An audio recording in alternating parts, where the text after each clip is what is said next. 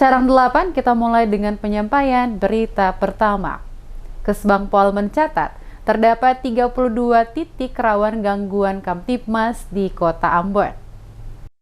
Menyadari kondisi sosial masyarakat yang dinamis, maka sangatlah penting memiliki peta perubahan sosial dan potensi kerawanan konflik yang ada di Kota Ambon. Berdasarkan hasil pemetaan yang dilakukan Badan Kesatuan Bangsa dan Politik Kota Ambon, setidaknya dari 52 desa dan negeri di Kota Ambon terdapat 32 titik masuk kategori rawan gangguan Kamtibmas.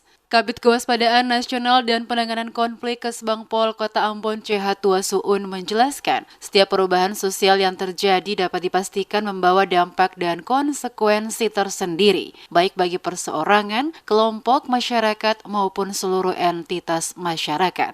Diakui Tua Suun, belum semua titik didatangi Kesbangpol untuk memberikan sosialisasi dengan membangun koordinasi dengan berbagai pihak selain Porkopimda TNI, Polri, juga masyarakat. Sosialisasi dan pembinaan telah dilakukan Kesbangpol menyasar beberapa wilayah. Tua Suun mencontohkan Kesbangpol dengan mitra turun langsung mensosialisasikan sekaligus menyelesaikan konflik antar pemuda yang terjadi di kawasan Air Salobar dan Talake, Kecamatan Nusa Niwe beberapa waktu lalu. Di Kota Ambon hampir semua desa negeri, kita punya 50 desa negeri kelurahan.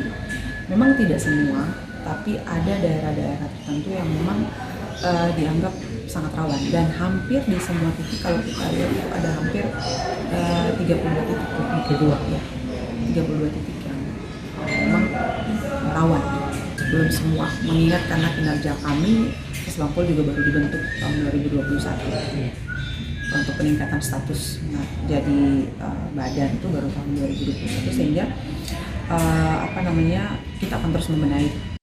Tua Suun menambahkan dengan mengupayakan agar proses perubahan sosial yang terjadi tidak sampai mengarah pada menguatnya potensi konflik sosial di masyarakat yang berakibat pada disintegrasi atau perpecahan antar anggota masyarakat. Kesbangpol akan terus berupaya maksimal melakukan sosialisasi dan pembinaan.